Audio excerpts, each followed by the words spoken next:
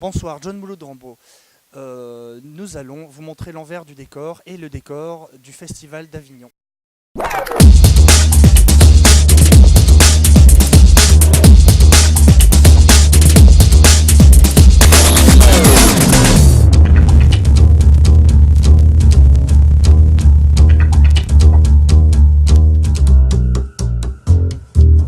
Au sommaire de cette première émission, nous allons assister aux préparatifs du Festival Off dans un théâtre, car le festival, ça se prépare.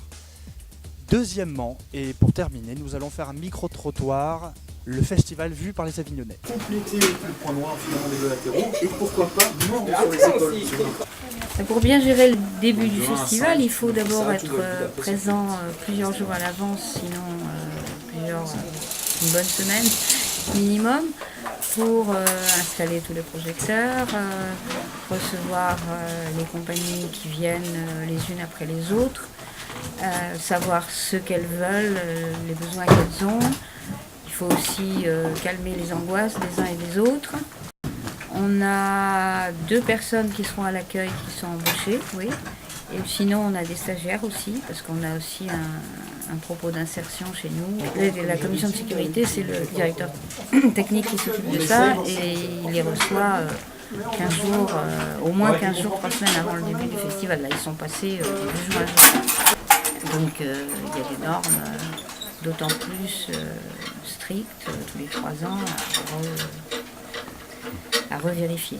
Alors la programmation, nous on a une grosse chance, c'est que on est connu, on est là depuis 25 ans, on fête cette année nos 25 ans, donc on a pas mal de compagnies qui reviennent, qui sont contentes, qui reviennent chaque année.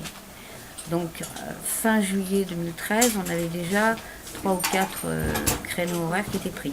Plus des gens qui nous contactent, plus des gens qui nous envoient leur DVD ou leur dossier. Après, c'est un peu au feeling.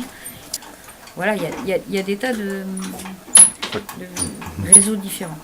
On est évidemment solidaire avec les intermittents. Évidemment, on voudrait que cette loi ne passe pas et que vraiment il y ait des négociations avec le gouvernement qui soient effectives.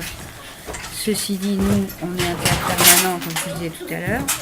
Et si on ne joue pas, on ferme. Il n'y a plus de théâtre. C'est clair. En septembre, il n'y aura plus d'étincelles.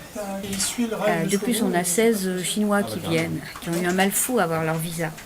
Si ils arrivent et qu'on leur dit « Ah ben non, on ne joue pas », vous voyez un petit peu le problème. Donc, pour nous, c'est impensable de ne pas jouer. En 68, j'étais ici.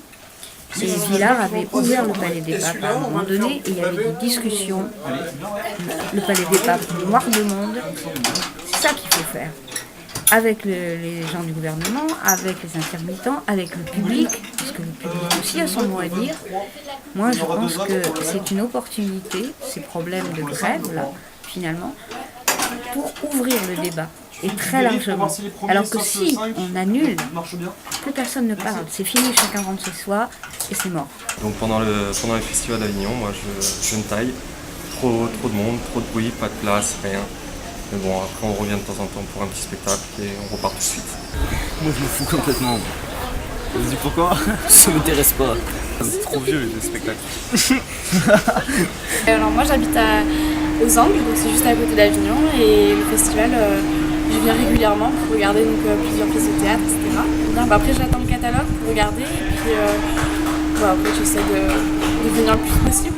Ah, c'est-à-dire que nous, forcément, on travaille plus, bien sûr, c'est un bon mois normalement pour nous au niveau travail. Moi, j'ai entendu de personnes qu'il y aurait une grande grève générale le premier jour du festival. Maintenant, c'est une dernière nouvelle, c'est ce que j'ai entendu. Et voilà, mais puis on attend, et puis en me disant, on croise les doigts, qu'il n'y aura pas de soucis et qu'on pourra travailler. Nous, on est placé rue des Teinturiers, on a subi des travaux tout l'hiver quand même, de la réfection de la rue, les canalisations, etc., qui nous ont fait du tort au niveau du chiffre d'affaires. Donc c'est pour ça qu'on s'inquiète un peu pour le festival, parce qu'on se dit déjà on a été touché pendant tout l'hiver, et en plus si on est aussi touché pour l'été, ça fait mal. Non. Je vais au cinéma. Je préfère le cinéma que le théâtre. C'est pas très organisé leur théâtre. Là, ça risque d'être animé avec les intermittents, c'est normal. sinon, il fait chaud.